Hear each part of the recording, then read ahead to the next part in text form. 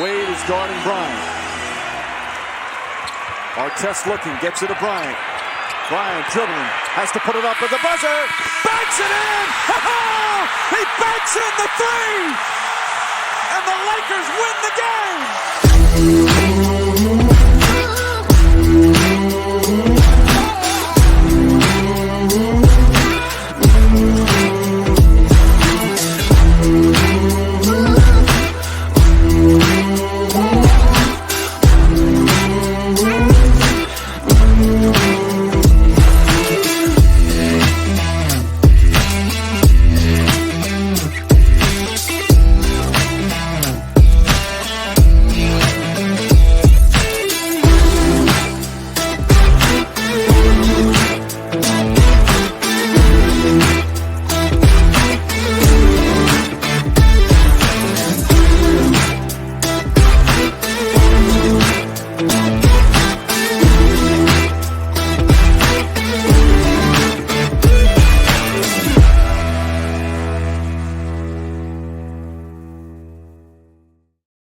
Good morning, Syndicate members. What is happening, man? It is live. It's Austin, Texas. We're at Syndicate headquarters, and it's winning on Wednesday. You know that already, don't you? Hope you're having a fantastic day. My name's Tony Merwin. I am the co-host. That dude over there is the king of trucking, the Jolly Ginger Giant, the king of Facebook groups. His name is Joseph Frazier Campert. What is up? You know it, man. It's just, I guess that's just going to stick as the Jolly Ginger Giant. I'll take it. We are not going to repeat what I used to get called. We've talked about that on previous shows. Good morning, everybody. What's going on? We got the two Alexes on. Good to see you guys. And real quick again, before we get going, make sure and let StreamYard view your comments. It's up in the description of the show, just so that we can get you guys up on the show like Mr. Alexander, the freaking Stone Cold Killer. Hey, I'm excited for you to be on this one, Alexander. I think Zach's going to drop some gold for you to again do even more than what you're already doing out there in the field. So we're super excited. And obviously, you guys know, before we get into our special guest and bringing him on, he's got an amazing story. We're excited to share that. Weekly win, baby. So weekly win for me. Amar, if you're on this, it's I know it definitely is not a weekly win. He's one of my in-house guys, and he's also my teammate in softball. And we had the late game last night. I'm pretty sure it was the championship. They don't do championships. You're either first or you're not. And we're warming up, and let's just say Amar smoked me where it hurts. So that was definitely not my weekly win. But my weekly win is just, we had a new friend of ours who we actually met his wife through this place. Like, she's the bartender at this place that we go for our agent hangouts and all that stuff. You guys have probably seen us at Majori's in the back room. Sam's husband, Todd, which Todd, you might be on this as well. He just got licensed literally last week, passed his first try on the test, got his fingerprints done. And so we're looking to get him here in office and get things going. So we did House of Dreams last week and just kind of some goal setting. And there he is. What's up, brother? You're the weekly win, Todd. You should feel special, man. Thanks for hopping on. And again, congrats on passing that, man. I always love just adding another person to the team and again, kind of sharing this opportunity. And if you're not sharing the opportunity, why? Right? I ask anybody that's in this business, why are you not sharing this opportunity with others? Because it really is life-changing. So that is my weekly win. Mr. Merwin, what you got? You've been rocking and rolling too, man. What all you got going? Having some fun, man. Weekly win. I'm just going to say it. It's production. Production is way up over in the Avila house. Things are happening. Just for the month of September, we're up about 150% over last year. That's nothing to sneeze about. Agent growth is up. We put on about 500% growth in agents since first quarter this year. So, yeah, production is up. Agent recruiting's up. We're growing leaps and bounds, and we're on track to do 1,000 apps this year.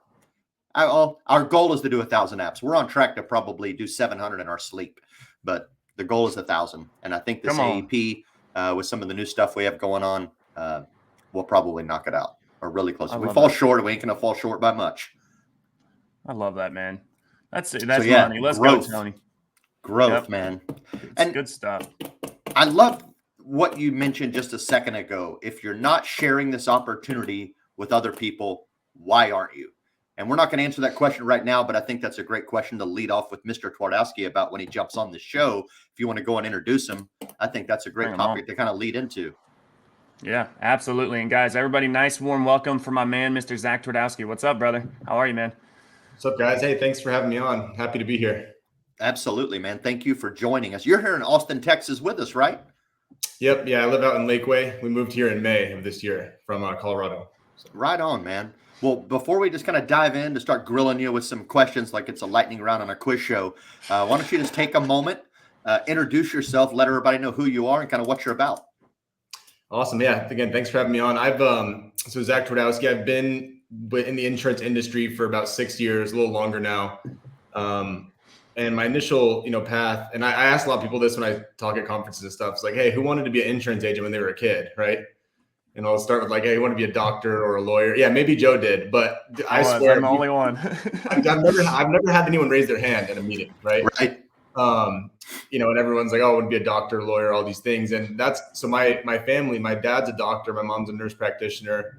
I have aunts and uncles who are doctors. My wife's resident now. That's why I moved to Austin. My little sister's a doctor, and my wife is a twin. And if you had to guess her profession, she's also a doctor, right? So it's like that was the path that I was going to take. And what happened was Deborah, my wife, girlfriend at the time, but wife now, and I decided to take 2 years off, not go to school. We moved to Charleston, South Carolina. I had taken a job doing medical sales. And I got in there and they explained to me how the commission was capped. And I asked them, and again, this may have been me being 22 years old and just, arrogant to the world, right? But I'm glad it went this way. I was like, okay, what if I outperform all the metrics you're laying out? And they're like, our best sales guys don't do that. I'm like, I know, but what if I do, theoretically? And the guy was very dismissive. He's like, well, you're not going to, so drop it. And I was like, cool, I quit. And which was really dumb because I had like $300 in my bank account across the country from Boulder to South Carolina, and I had no job, right?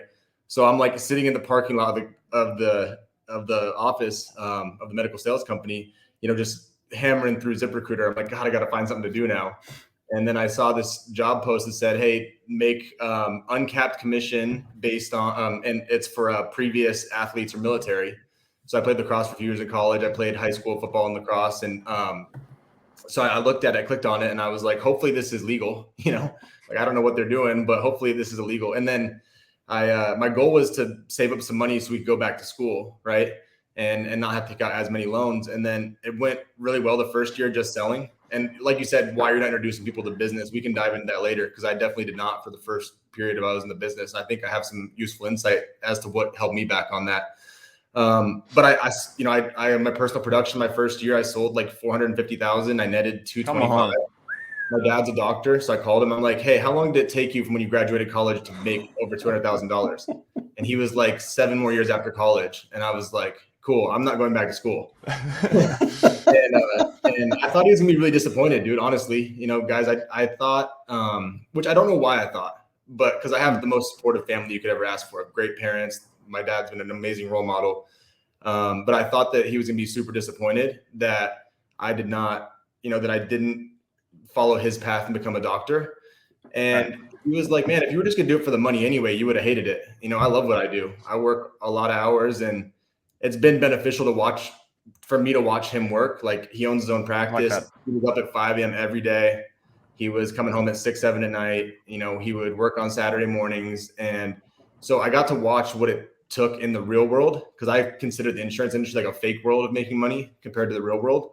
But I got to watch what it took in the real world to make like a multiple 6-figure income. And it was very real watching someone work that hard. Right. And he's 60 years old and still works that hard. And I respect him more than anyone else I know. So I thought he was gonna be very disappointed. And then, he was like, I just want you to do what you like. You have different interests, skills, talents than I do. And you know what it takes to be successful. So go do whatever you like as long as you're helping people and making the world better. That's all good. And then we always joke because my wife became a doctor. I'm like, you still got a doctor out of having a son.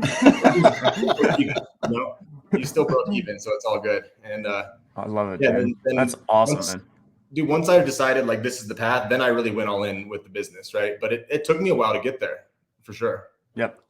Hey, before we get all in, let's hear what you got a weekly win for us?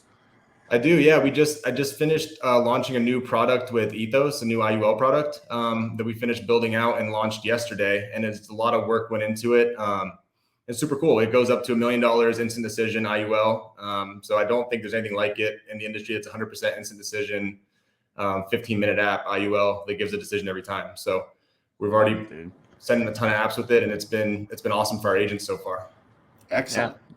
Dude, That's and awesome. well, one, guys, if you have a contract with Ethos, I'm sure you were notified of when this IUL was dropping. Yes. I was getting emails, I'm getting texts of just every single time. Well, and I'm sure, I guess, well, this is a total squirrel moment, but I guess, is that more beneficial now for you just because, Linky and Ethos have one of their HQs, I guess, in Austin, and now you're able to spend more time. I'm sure that's got to help, right, versus doing everything remote, or I guess even just traveling more. Yeah, for sure. Yeah. And they were like, can we build you all a product? Cause you guys, by far do the most life distribution with us, and I was like, for sure. And they just asked, and I do again, when I started the industry, I never would have remotely thought I would be helping build products. Right. right. And I don't really know what I'm doing, but I'm just, I'm happy to tell you exactly what I would want in a product. Right. So that's kind of how it went down. They're like, we need some distribution, extra distribution, what would you guys like? And so that's how it all kind of came about. That's where it's at, man. Yep. Building a product that's, in my opinion, that's the top level of achievement in insurance. If you can get into that spot, right? First you have sales, then you have growth in marketing. And then what's next? You need to develop a product. Yep. Or at least be involved in the development of product. I got to participate in the UH1 hospital indemnity product that just got rolled out. So that was on part of my kind of career bucket list for insurance. Is I always wanted to be able to be involved in product development, right? And have some say so in what's going to hit the street from a product side. So good stuff. Congratulations on that. Yeah, dude, seriously, congrats on that, man. And that's, I think, we'll probably circle back to this too, but I know we talk a lot about just having that carrier relationship, right? It starts there. It's just really, having that relationship with them as well as obviously your clients. And so I want to go back to that first year, man. Zac, just kind of take us through, because again, you got a powerful story and obviously some crazy success in a fast rate. But it didn't just come overnight, and I know it didn't come easy. First year, right? You're selling over 450, you're netting 225, I think is what you said. Take us through that and kind of just share what you did in that process. Because again, we have a lot of newer agents and as well as experienced and established agencies in here. But I think even, hey, first year, man, I'm in life insurance, right? And even I'm seeing it a lot, even on my side. You obviously know I'm a PNC guy. We've got PNC people that are like, man, this market is crazy. They're making full pivots to life insurance, right? So I think there's some value in that. Share what that first year and that journey kind of looked like. Yeah. So I think the first thing I noticed was when I first started, when I got my license and I went to a couple meetings, and like, I don't, this is going to sound super disrespectful and I don't know how else to say it, but I like the people that were doing well, I was not super impressed by. Just like, not that they weren't like good people, because they were all really good people, but they weren't like, I was putting them on a pedestal from afar. And then I got to meet them in person and I was like, oh, they're just normal people. Because I think we have a tendency to, put people like up on this, like, oh, upper echelon. And honestly, a lot of people like it, so they let you do it, right? But I got to meet some of them and I was like, these are just normal guys and girls who just work hard. And I started asking a lot of questions, right? Like to try to see what the commonalities were. And I really found that it was just people who just had more activity. And typically the ones that were the higher producers weren't even better closers. They were just way more activity, way more leads, right? And then, so once I kind of figured that out and looked at it, I was like, okay, this makes sense to me. Like I'm not gonna pretend like these people have done anything that I can't figure out how to do. And I talked to a few people who had been in the industry for a while, like 5-6 years when I started, and asked what their activity looked like to have the result that they had. And they were closing like maybe 50% of the people that they sat in front of, right? Nothing crazy. And I was closing like, honestly, 25 to 30%. And we were doing all in-home appointments at the time, right? We're heavily virtual now, but we're all in-home at the time. And so I was like, okay, like I can either wait for a long time to get better, or I can just double down on the activity compared to these guys. And I think like one thing I had to start doing was take all these things that you might initially think are like a obstacle and turn them into some sort of opportunity for yourself. Right. So like when I was new, a lot of people were like, oh my gosh, how do you, cause I was 22 selling a bunch of insurance. Like, how do you sell a lot at 22 years old? And I think a lot of people thought I would give them some sort of golden nugget. And I was like, dude, I have more time because I don't have kids. I don't have all these extra responsibilities, all these bills. Right. And I think people were trying to convince me that it was a negative. They were trying to convince me like, oh, you shouldn't be able to talk to people that way. You shouldn't be able to write insurance. You shouldn't be able to take someone who's 60 and convince them to roll over an annuity because you don't know what you're doing. And I was like, no, I'm young. I don't have I don't have crazy bills, so I can invest back into my business heavily. And I have way more time because I want to do this now so that when I have kids, which I have now, I can spend time with them. Right. So I was like, okay, if the average person who makes what I want to make is running 20 appointments a week, if I run 40 because I suck really bad, then I will get the same result. And then what I didn't account for, dude, was, you're right, I was hungry too, but what I didn't account for, Joe, was that eventually you'll get better. Like I didn't account for getting better. I didn't think I was going to get better. I was like, I'll just suck at 25% forever. And then so what happened was like the second year in the business, I wrote like 650,000 and on 1 day less a week. Right. And then the third year I wrote like 800,000 and only was in the field 10 months out of that year because I ended up getting out of the field because our agency got so big. But I didn't account for the compounding effect of just so many reps and getting better. So looking back on it, like I was planning on just doing 25% forever. And then what happened was I went from 25 to 50 to 75%. And I was having an outsized return for less time put in. But dude, Tony and Joe, I think a lot of people when you're in commission-based sales, you do not get any participation trophy for working really hard, right? So what you have to do is work really hard and understand in the beginning, you're going to work a lot harder than the amount of money you make initially, right? Yeah, I was working 60, 70, 80 hours a week. Like legitimately, if you were like timestamping it, I was working that many hours. Actually, right. Some people say it. Not like 60 hours and then like spending 20 scrolling on Facebook. Like, dude, I was traveling all over the country selling, grinding, right? And I think people kind of demonize the grind culture. I'm like, I don't know, dude, I didn't know any way to do it to get to where I had to get to, right? And one of my agents the other day was like, they showed me a picture from like 3 years ago and they were like, you were fat. I was like, yeah, but I was also broke then and now I'm not, So like, I figured like I could sacrifice some sleep and some, going to happy hours and hanging out with family and all these things so that I could earn time back to focus on fitness, family, and health later because I would have more time if I did it right early on. I was like, you're in really good shape, but you're freaking broke, dude. So like, I'd rather be in my spot. Sacrifice that for a little while to get to where we are now, It's so good. Well, and I think a lot of agents, you talked like it's the fear of, hey, my closing is at 25%. And there's two different types of people. That's either, hey, I need to double down then so that I can at least hit my numbers, or it's, man, I suck at this. And it takes away from the activity because they have just those limiting beliefs that, man, why am I even doing this? Why even this industry? Right. Like, I mean, I'm having those types of conversations with agents where it's like, why is this should I even just stay in this industry? And I'm like, yes. Right. And it's again, sometimes it is, man, we got to go back to the basics, which is exactly, I'm sure, why Wetmore loves you. And it's why I freaking love having conversations with you, man. Sometimes we just got to get back into grind mode. Right. And it's going to take a 10, 12-hour day. You're going to have to sacrifice that happy hour or whatever you said. Right. But it's when you have the end goal in mind, that's what I've been talking about a lot too in training, is just kind of, again, like, hey, when you're pulling out the driveway, like, you typically are not just doing it to go drive around aimlessly, right? Like, you have the GPS, you have the destination, you know where you want to go. It might just take a little bit to get there. And so I love that, man. And so, but here, I wanted to ask you this, because obviously you were reinvesting, because you said, hey, I sold 450 or 400 plus, and I only netted this amount. Mm-hmm. Was that chargebacks? Was that I'm taking all that and reinvesting in the leads? Give us kind of some of that breakdown, because that is, I'm just curious on what that is. Yeah, it was some chargebacks. My persistency wasn't bad or good. It was like 75% for 14 months. So like, it was pretty standard in the industry, right? Later in my career, it got better to where it was like 80, 85%. And honestly, that just came from, again, reps, right? And one thing that I think it was Alex Hormozy said it, or someone, but they were like, if you just do something long enough that you suck at until you get good at it, it'll give you a ton of confidence, right?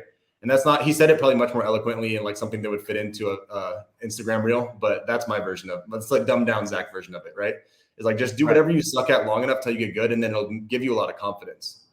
So I think that definitely helped. Now, yeah, and it was mostly investing back into leads, and then it was investing back into eventually some marketing stuff to build a business, right? And hire some staff. I've had a staff person since The first month I wrote $30,000. I hired a staff person just to help me. And it was assistant. She's been with me for 5.5 years. And it was just to help me manage, at the time, paper applications, right? And calling carriers and making sure that business was getting issued.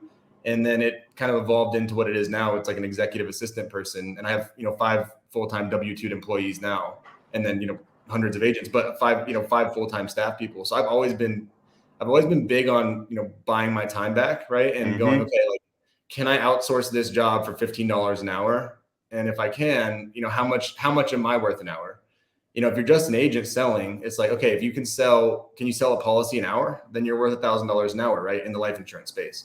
So if I spend an hour checking on pending business or, scrubbing apps or any of these things, like I'm losing $1,000 an hour. If I hire someone at $15-20 an hour, even $100 an hour, if I hired them at that, right? I'm still netting $900 an hour if I'm doing something that earns income. Yes. So from day one, it was investing back in and outsourcing stuff that I could teach someone else to do efficiently. And then part of it is figuring out what you can and can't outsource and where you're needed and where you're not, right?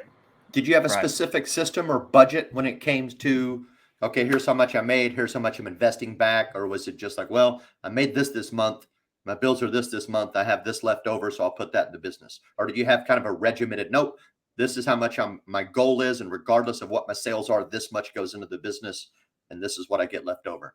So I didn't have like a regimented budget early on. I definitely do now, like keep a very clean P&L. But at the time I had a business account set up. So all of my commissions got paid in my business account. All the business expenses came out of that account. And the only money I paid myself was money that we needed to live on. So for the first, honestly, I was making 7 figures living on very little for a long time in the business. Like for the first 3 years, we didn't buy a house, we didn't buy new cars, nothing. I just stacked money into my business bank account. And because what'll happen a lot, and you guys have experienced this for sure, right? Like someone will come to you and go like, hey, there's this new system. Do you want to try it out? Or there's this meeting, or there's this trip coming up, or whatever. And I never wanted to be the person that said no, because I feel like if you ever say no, then you'll never get asked again, right? So I always wanted to be like, if someone came to me like, hey, do you want to try this new lead thing? It's going to cost X amount up front. I always wanted to be able to say yes based on the principle of decision, not me checking my bank account. Because I always wanted to be like, if someone who was doing well in the industry came to me with something, I always wanted to say yes, so they would keep coming back. And that's brought me a lot of really cool opportunities, because every time something pops up, people know that I'm down to try whatever. Zach's going to try it. Right. Yeah, I'll try whatever. Now it's got to make sense, right? Like I've told plenty of people no on things, but people know that they can go like, hey, I have this thing, like, let's see if it works or not. And I'll definitely throw money at it as long as it makes sense. And I never had to check my bank account because I knew I had enough in there, because I lived so frugally for so long. One thing that one of my mentors taught me very early in the business was, if you buy anything based on your active income, so like if you buy $1 million house, let's say, and your mortgage is whatever, if it's $8,000 a month or whatever that would be, and you have to sell and make $8,000 of commissions to pay for that, you just broke at another level, right? Right. So they taught me like, only buy things that are not essentials in your life, so like luxuries in your life with passive income. And so I didn't buy anything that wasn't paid for by, like, if I couldn't work tomorrow because my vocal cord got ripped out or something, I couldn't talk, like, is everything still paid for by passive income? And so that was the only things that I actually bought, like cars or houses or like fun, land, fun things that we've done with was, based on, if I can't work tomorrow, is that bill still going to be paid? Love it. I love it. Look at that. Y'all almost a full page long on my notes already. I love that. If you aren't taking notes, y'all, you need to be. I'm sitting over here doing it too, man. Y'all need to be taking notes. I want to know where this mindset comes from. And maybe I don't know, because it took me a long time. Well, I guess I don't know. I don't know if it necessarily took me a long time, but it's something that I had struggled with for a very long time when it came to the mindset of investment versus expense. Right. Mm-hmm. A lot of people will look at that admin assistant or whatever when you're that's an expense, man, that's hit my bottom line, whatever that is. And so, but it's every single time you've said it, it was the only word you've used is investment. Where did that mindset come from, where you never really viewed I got to buy more leads? It's like, no, that is the investment. That's how you make money. And people it's a freaking expense. Right. Mm-hmm. Exactly. Like, and especially nowadays, it's amazing. But where did that come from? And I guess kind of how did you develop that yourself, right? But then ultimately, is that something that you're obviously instilling in your agents when they're coming on is like, hey, you guys you have to understand up here that it's not an expense, right? Now, don't get me wrong, there's some expenses, but most of like everything that you're talking about is an investment, right? Where does that come from, and how do you instill that in agents?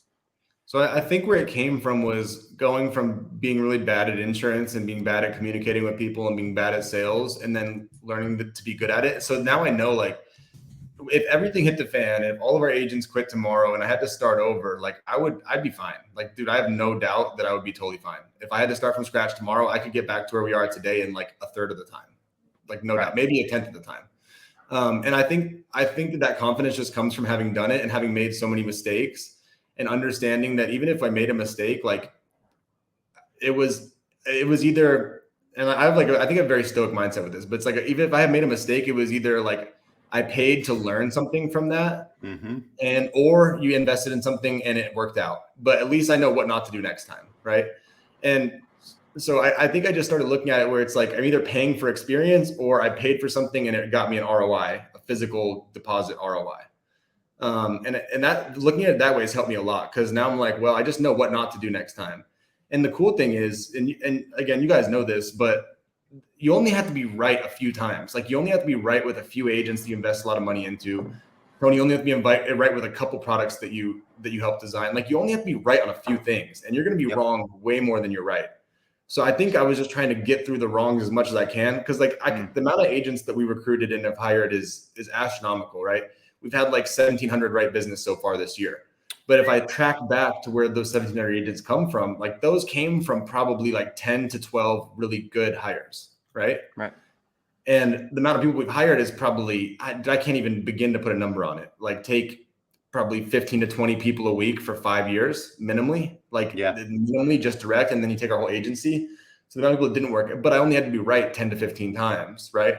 Because I have like 10 or 15 guys who are direct to me, and then everything else flows through those people.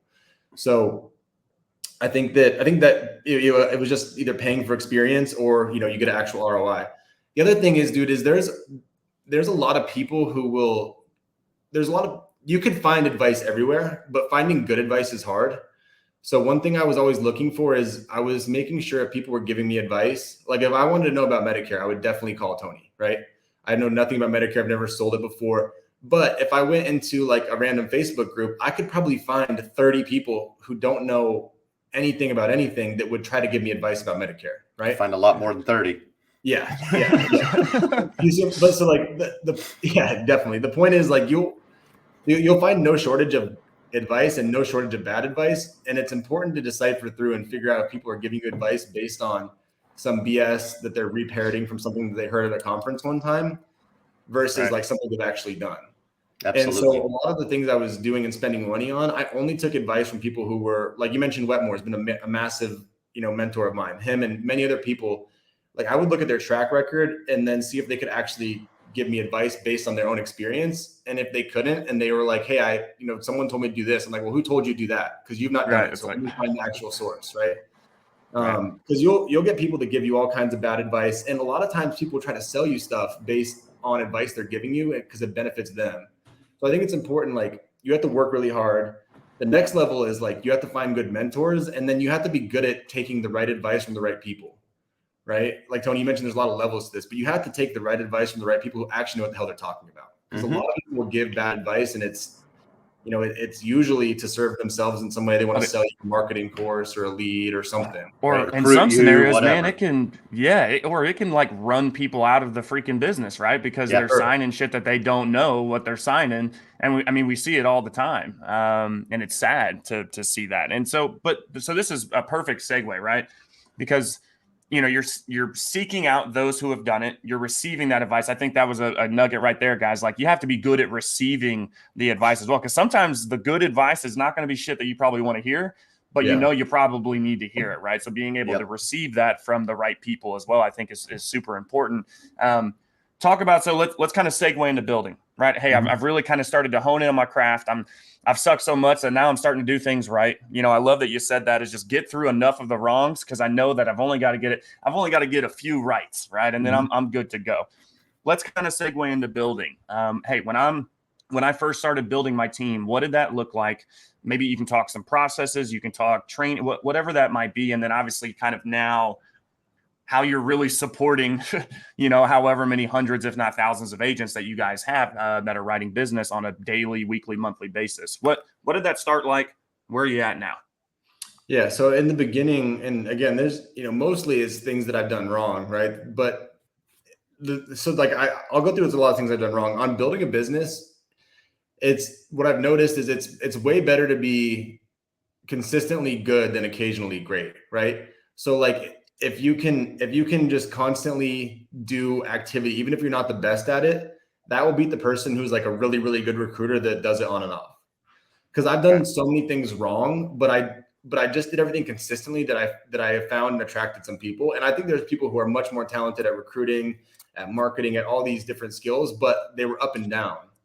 And so like my overarching principle of building a business is, can you just be really consistent because your team's watching all the time? And consistency is like, if I could give everyone one trait to be successful as an entrepreneur, it'd just be being consistent. Because just doing it for long enough, you'll eventually win a little bit, So I think that's kind of the first thing. Now, what I did wrong initially, was I sold a lot of insurance and I looked for people who were just like me that wanted to sell a lot of insurance, right? Which was good in the beginning for like the first 10 people that you have, but it's almost impossible to scale. Because I wanted only people who were killers who wanted to work 70, 80 hours a week. And then you look around and you're like, there's really not that many of them around, Mm-hmm.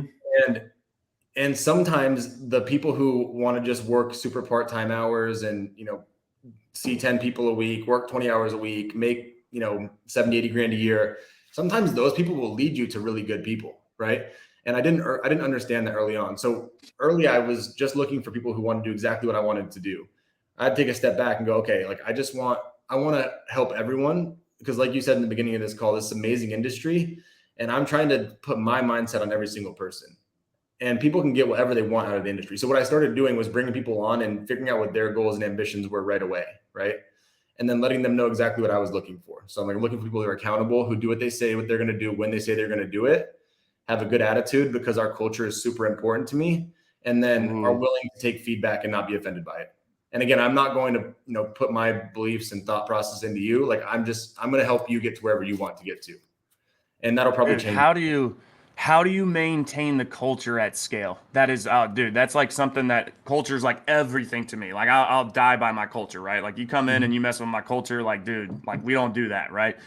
But it's challenging when especially if you have remote agents and you've got all these people all over. How do you maintain that? So I think the biggest thing is you can't be afraid to get rid of the wrong people, even if it seems like it would be a big deal. So there's been a lot of times where there's been people in our organization that I've had to get rid of, like go and dude, there are groups that may do like, so we'll be just probably 90 or $100 million, like just short of $100 million this year in life business. Okay. Dude, there's groups who have been to do like $5 to $7 million that I've had to like get rid of before. Cause I'm like, dude, you have like, you're done. You're terminated. You're gone. And early in my career, I was like, if we had 10 agents, if I lose one, like, oh my God, we're going to go from doing $100,000 a month to like 70, like I'm screwed, And I learned was like one bad apple can really F everything up for you, like can really screw it up and can have long-term like downstream effects that you can't even like begin to understand. And so I learned that by experience. And I looked back, I'm like, I knew in my gut that I should have gotten rid of someone early on. I did not listen to it. So maintaining culture is a lot of, getting people together and doing like, it's a lot of doing, things that build culture, right? So everything you've done to build a good culture, like you get people together, you do team meetings, you're uplifting, you do competitions, all the adding stuff is great. But the big thing that people don't do because they're scared to a lot is get rid of the wrong people. And so that's what I'm like, I'm doing all these things that would build a good culture and that worked early. And I'm like, oh, but we have this cancer over here. Right. Yeah. And if I just let it keep spreading, it's going to kill the whole organization. So once I got rid of it, I'm like, oh, now the culture is good again because everything else we were doing was working. And I just had to get rid of the one bad thing that was going on. Right. Yeah. Isn't it crazy? And those types of things actually do. It's like overnight. It's like, holy shit. Wow. Like my group chats are so clean now. And like, I can tell the culture's back and all it took was just one boom. And then literally the next day you could already feel it. I've Joe, learned that the hard way as well. Yeah. One thing I want to say was like, so like things like that were things that people gave me advice on early and they're really hard to do. And they seem too simple to work. And so one mindset shift I had to have was when I first started getting advice from people, I would try to like disprove it, if that makes sense. So like if Tony was like, hey, you got to do this, this, and this, I'd go, well, that probably works for Tony because he has more experience and he's done and I would try to think of all the reasons why it wouldn't work for me. Yeah. And it wouldn't work for me, right? Because I would convince myself it wouldn't work. It sounds simple. But when I changed my mindset to go like, okay, Tony gave me this advice on this, this, and this, and this, and I started to try to prove him right instead of prove him wrong, like that was a big shift for me in business. And it sounds dumb, but a lot of people, I think, hear advice and they go like, people are probably listening right now going, oh, well, Zac said all these things, but this, and this, and this reason are why I can't do it, right? Right. And as soon as I changed it to trying to like validate what advice that the right people were giving me, that was a big game, because there was people who told me, I'm thinking of one particular agency, they're like, dude, you got to get rid of this guy. And I was like, no, he's productive. I'm gonna keep him, you know? And as soon as I started like, oh no, like you're right. And I got rid of him and it changed my mindset to where I needed to prove my mentors right and try to validate what they were telling me instead of prove them wrong. Yep. Well said. That's good, man. When did you start sharing the opportunity? Probably about a year into the business. About a year in? Yeah. Why do you? Or a year and a half in. Well, actually, let me rephrase that question. This kind of follow up. When you were sharing the opportunity, how did you prepare them? Like, how did you go about sharing it from? And I don't mean like I recruited this way and I recruited that way. I mean, when you're explaining, this is what it's about. This is what we're doing. This is what's expected. This is what'll happen. Like, how did you go about that? So when I started doing it, and disclaimer, don't do it this way because it's terrible. When I started doing it, it was like, hey, Tony, I'm doing this thing. I'm selling insurance. I'm making a ton of money doing it. It's the best business in the world. Sunshine and rainbows. Everyone buys. You'll crush it. It's super easy, right? And then what would happen, dude? You'd be like, sounds good, man, let's do it. Well, actually, two things would happen. Either one, you'd go bullshit. That does not sound real, right? Or two, like, and a lot of the people who would have been a good fit said that because they should, because it's not true. Or two, you'd go, oh, sounds good, man. Like, and you'd come in, work 15 hours a week and wonder why you weren't a millionaire yet. And then go, dude, you lied to me. Like, I quit. Right. So that's what I did early on. And because it was because I think it was the right intention. Like, I wanted people to do this business, but I was giving them really bad expectations to like try to sell them on it. And the hard part is for everyone listening to this, like, if you're pretty good at sales, you can convince people to do it about whatever. Right. Like you can take your friends and convince them to do this, and you're good at sales, so you'll get them to do it. But if you bring them in under the wrong expectations, then they're going to quit anyway. So what it changed to, Tony, was, well, the first thing I do now with interviews is I made a video that was, it's probably about 30 minutes long. I took all the questions that myself and my staff got for like a month of everything that someone asks on an interview, because there's nothing that annoys me more than when I'm trying to interview someone and they're trying to interview me back, right? Like I do that. So I made a video that is, I'm like, hey, this is the frequently asked question video. Here are all the questions that you're going to be asked on an interview.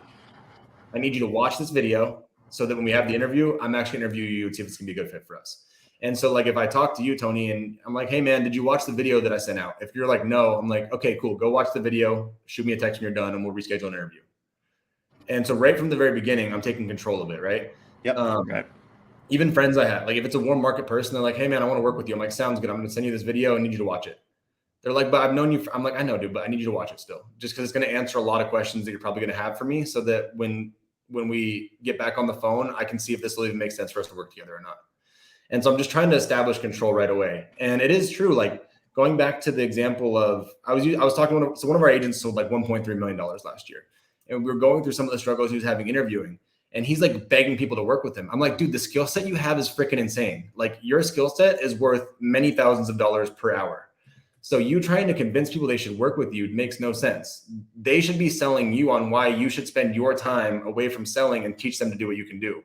Because I know basically no one else in the industry that can sell that much insurance.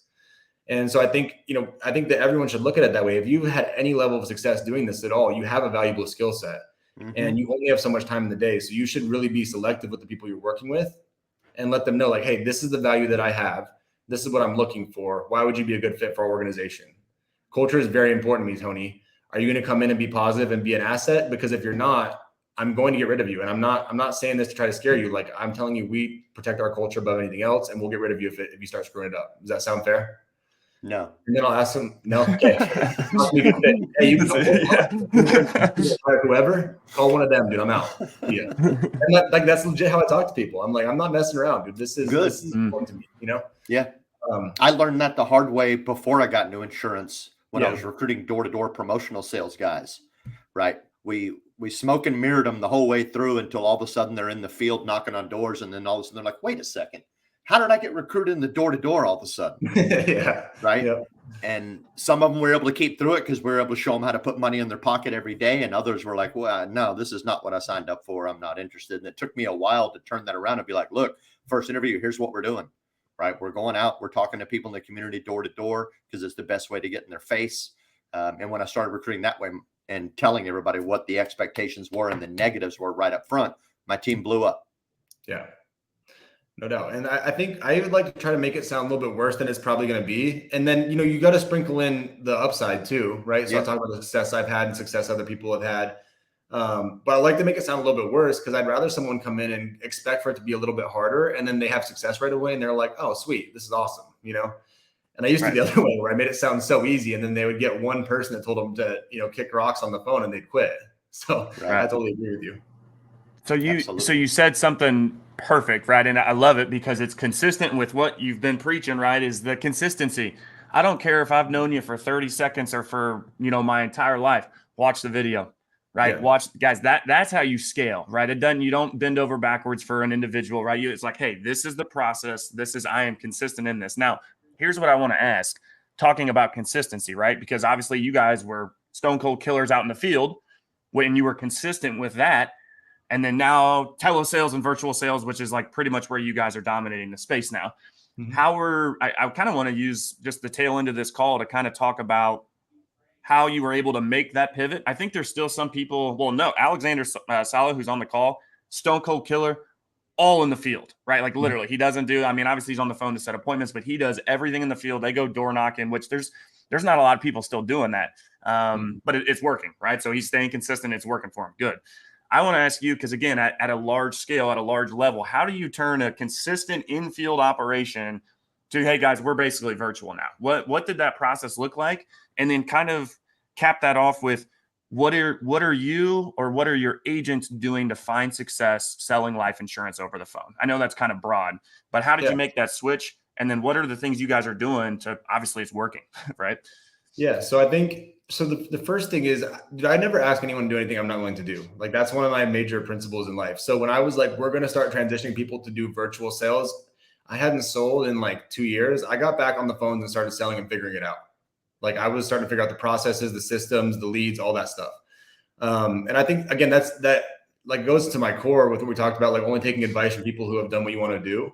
Like I wouldn't expect any of my agents to have gone like, we should go to virtual sales if I had not done it first. Right. And if I had, so it was me and a few of our managers. I was like, look, we got to figure out virtual sales. I think that the few reasons why, like it's infinitely more scalable, right? Like you can build really good culture in Zoom rooms. You can be on there. I can be on there. If you two are both new agents and dialing and you have your phone on speaker, I can go, hey, Joe, mute that. Then hey, say this. And then you unmute it, say it. And then if the client's like confused, I'm like, hey, unmute it.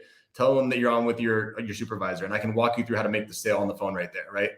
And then leads, right? You can get, lead cost is way less and it's just super scalable overall. So I saw the vision of it, made sense. And so what I did was myself and then a few of our managers, I'm like, look, we need to figure out virtual sales to scale to where we want to scale this to where, and my goal is to get this thing to a $500 million agency, right? It's like, so to really scale this thing, like we need to be somewhere that we can, help agents no matter what, have good systems and processes in place.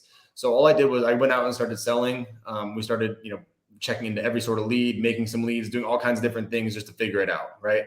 And then through me doing it, a few of our managers doing it, we were able to put, systems, processes, and some standard operating procedures in place to then be able to scale it out to the whole agency, right?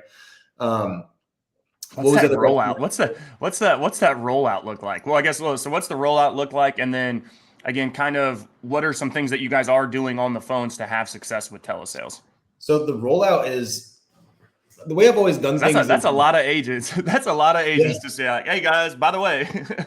And it wasn't overnight, right? So it was proving the model worked. And then a few people started doing it. And then a few more people started doing it. And then a few more people started doing it. And then so the best way to spread things is word of mouth, right? So getting getting buy-in from a few people to do it was the first step. And then once they had success doing it, they started telling people. But it was not me going like, Joe, you have to switch to virtual sales. It was you would talk to Tony, who had worked on doing some virtual sales with me. And then Tony is like, man, this has been great. I'm at home every day. I'm able to run 15 appointments a day because I'm not driving around. You should try it out 1 day a week just to see if you like it. So it wasn't like it's been like a 12-month transition from being like 90% infield to like 90% virtual sales now. And it might be 95%. It's almost everyone's doing virtual sales. Love telesales. Yeah. And a lot of the agents all talk to each other, right? So if they're having success and something's working and they're not having to drive around, not having to fly around, do all these crazy things, then they're like, oh, that sounds good. What are you doing? Right. And so it just kind of spread that way. But the way to make something start to spread is to have success with a few people that a lot of people look up to. And then once you have success there, then it'll naturally disseminate through the organization if it's good. Right. So the key is like, if you want something to spread like wildfire, it has to be good. Yeah. Like you don't have to market something that's good. Right. Whereas if something's really bad, you have to market the crap out of it. People still won't probably do it. Yeah, no, absolutely. You said it perfectly. Word of mouth is the best way to spread information. So if you get one guy in your crew that's like, well, I'm doing telesales now with Zach, and dude, I'm writing more premium than I wrote in the field. Yeah. And I get to do it dressed like Donald Duck. Right. And then one of the other agents hears that and they're like, okay, well, can you give me some pointers? What kind of scripts are you using? Here, try this, do this. Okay. And then that person has success. And then, it just continues to ripple down until you hit critical mass, and then everybody's doing it. Yep, exactly. Yep. And then part of it was just, like the reason that infield sales worked so well for us is because we had good formulas in place where it was like, ours was always run 30 appointments a week, try to sit with 15 to 20 of them and then close half the people you sit with is where the goal to get to. So then we had to figure out the same thing for telesales, which became, make a couple hundred phone calls a day, do 10 presentations a day. Out of the 10 presentations, show 5 of those people actual numbers, and out of the people you show numbers, close about half of them. Right. Yep. And so we had to get to that actual formula. So people had a North Star to chase on telesales like they did infield sales. Awesome. Right. Versus just kind of, hey, good luck, get on the phone. Yeah. Make some calls and stuff over the phone. It's like, right. I mean, it's a totally different sale, especially on y'all's side of things. Cause it is more of an emotional sale where like PNC, like I'm a commoditized product. Right. And like, it's funny too. Agents like complain about it. I love it. Because that means you have to have me. So then why Joe? And that's where you can really separate yourself over the phone. But we've always been telesales because that's just what we are, right? And it's like you keep dialing, and then you just keep going. So what you said, all right, so the things that are working. Think about maybe some of your managers, some people that are on their team, whatever. Just give us 2 to 3 things that you have seen them doing that is working for them in virtual sales, if you could highlight.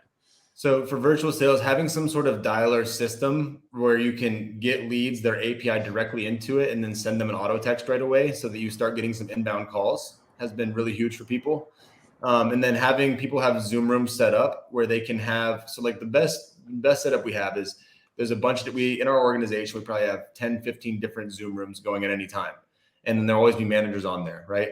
And so if you ever so everyone will be dialing together, talking together. And then if you're a new agent and you get on a call, then I can send you into a breakout room and jump into the breakout room with you and then help you. Oh, smart. That deal, smart. Right? Pulling them out. I didn't even think about that. Okay. Pull you out smart. That way, because everyone's talking, I can pull you out and go, all right, let me help you close this sale right now. Right. Yeah. So those 2 things. And then again, just the scripts fairly similar to I don't think it's that different than in-home was. And a lot of people wanted to like completely redo it. I'm like, let's just try to do exactly what we did in the home, just over the phone. And basically the process has stayed almost exactly the same. I agree with that 100%. I've coached a lot of Medicare agents to move from field to virtual. And they're like, well, what do I say? I was like, you say the same shit you were saying in the house. You're just doing it on the phone. That's it. That's the only difference. Like, get it out of your head that I have to say new things. It's a whole new script. It's like, no, it's the same deal. It's just a little different process. That's the part that you have to adjust. But everything that you already know about your product is already there. You're just changing the process a little bit. And check this out, Tony. We sold like $6 million of annuity volume over the phone last month. Like, I never thought that would work, honestly. Yeah. But I told people I thought it would work. I'm like, yeah, that's definitely going to work. I'm like, I don't know if that's going to work or not. And then it just became, people, they would do an initial phone call. They get on a Zoom call. And same with our IUL sales, right? They'll do an initial discovery phone call. They'll get on a Zoom call and do an illustration with people. And we're selling a couple $1 million a month of IUL business on Zoom, and it's just 100%. Close, but people are, get on there, show them illustration. It's easy. Easier to show them on a computer than it is in person.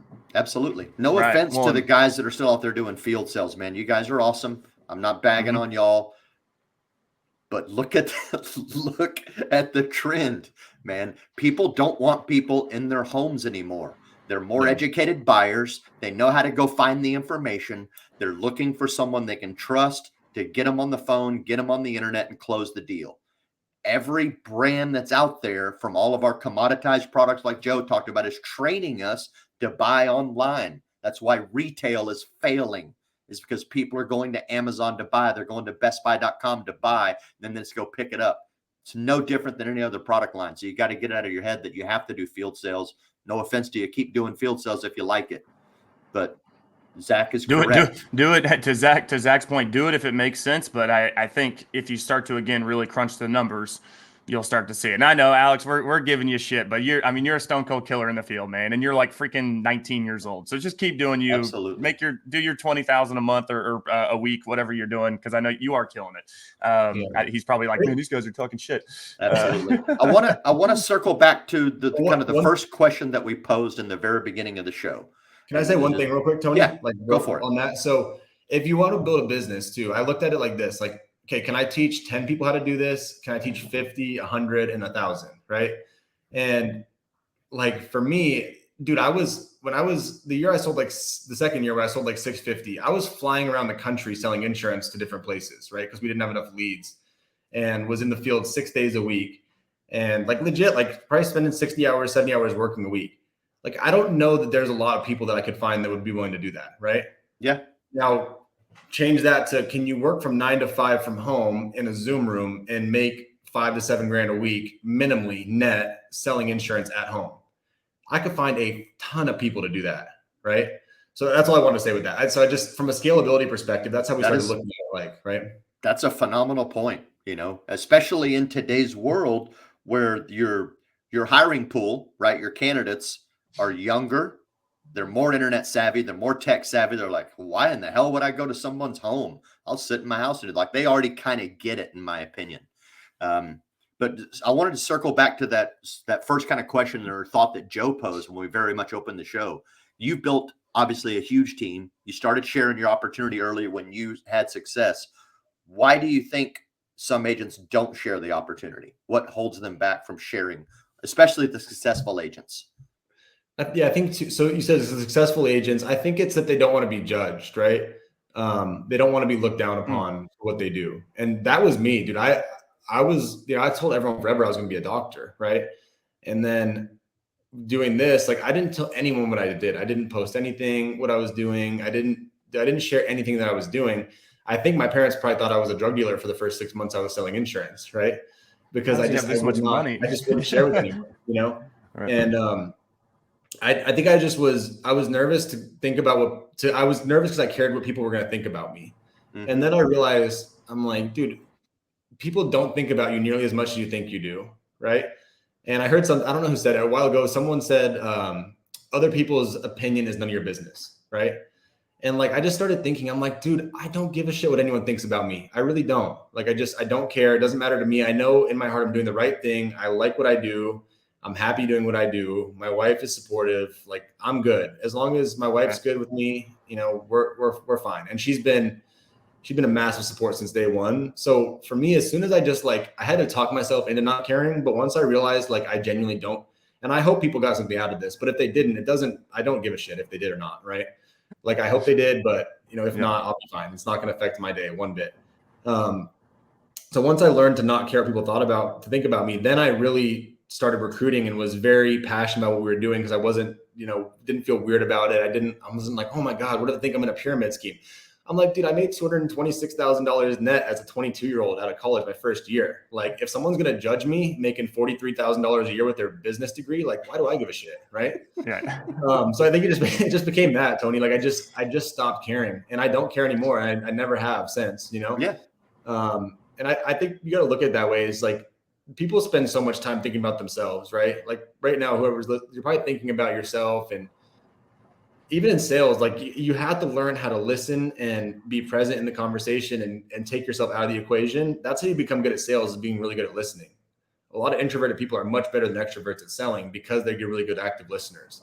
And so like just, kind of all ties together, but you got to not care what people think about you because they're not thinking about you anyway, Yeah. And then same thing with like if bad things happen, like I never share anything negative that happens with, anyone in my organization or anyone, right? Because it's like if something bad happens, two things, either no one cares or they're glad it happened to you. So why share it or talk about it, right?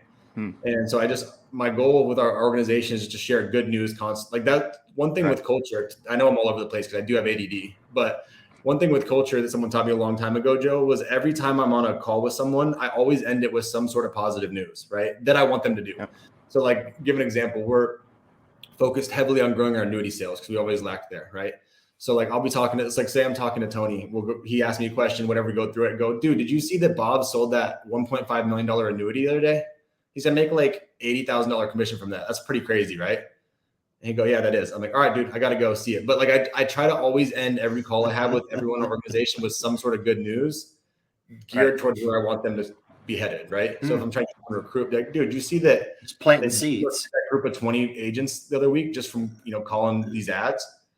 Like, no, yeah, I did see that. Like, it's pretty sick, right? So anyway, gotta go, dude. See ya. And so I just end every call with good news in some form or fashion, which I think helps culture too.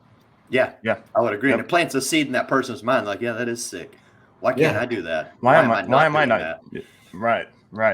I love that, man. Well, I'm sure you probably have a hard stop, you guys. If you can't tell already, Zach's a busy man, and obviously his time is worth a lot. So we really appreciate it, man. I want to give you kind of just the last couple minutes. It's Tony's question. I'm going to ask it. Is what's next on the horizon? What's kind of the goals? What's your vision? What's new? I mean, obviously you guys you literally just dropped your product. What's next? I think, what's next right now is, I fortunately was able to be acquired by Integrity a couple of years ago. So my goal right now is to do as much as I can to be a team player for that organization and add as much as I can to the value of that group as a whole. Right. Yep. So my goal is we've grown our net revenue every year, 60% year over year minimally. So my goal is to keep that up. Right. And again, like, I think people look at overall numbers, which is important for sure. Like, gross numbers are important. Overall premium numbers are important, but you have to also be a business person and be looking at your net revenue and your bottom line. And for the first 3-4 years in the business, for me, I was just trying to grow top line because I always knew I could cut expenses and have a high net. Right. Mm-hmm. Depending where you are in business, if you're driving your top line up, keep driving it up. Eventually you'll be able to cut some expenses and you'll have a really good net.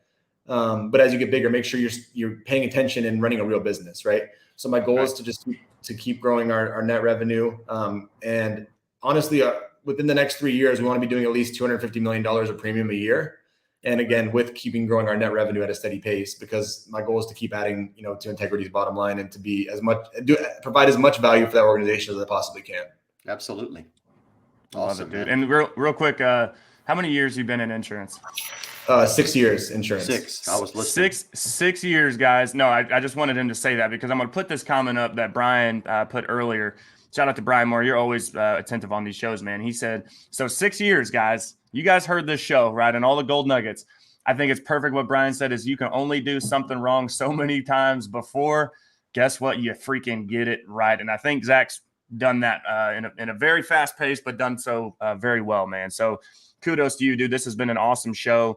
Real quick, how can people reach out to you? And then we'll wrap up. Yeah, they can reach out to me on Instagram.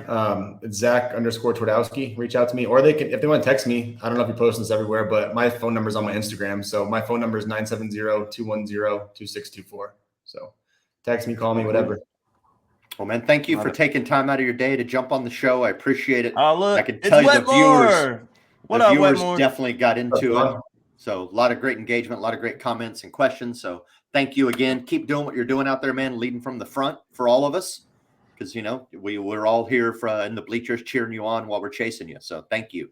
And for you guys out there in the interwebs, thank you all for tuning in every week. You already know it. We're here every Wednesday, 9 a.m., trying to bring you some great guests that can help you learn some stuff, elevate your business, and maybe even entertain you a little bit. So be back next week because, again, we're always here. But don't forget, today is Wednesday. The peak of the week. It's the peak of the week.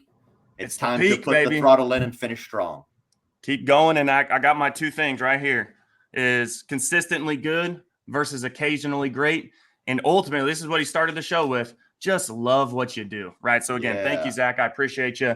Everybody have an amazing rest of your week, amazing rest of your Wednesday. We will see y'all. Well, we'll see y'all tomorrow for the secret handshake with John Wetmore and Mr. Perry Lunsford. Thanks, guys. Yes. Have a good one.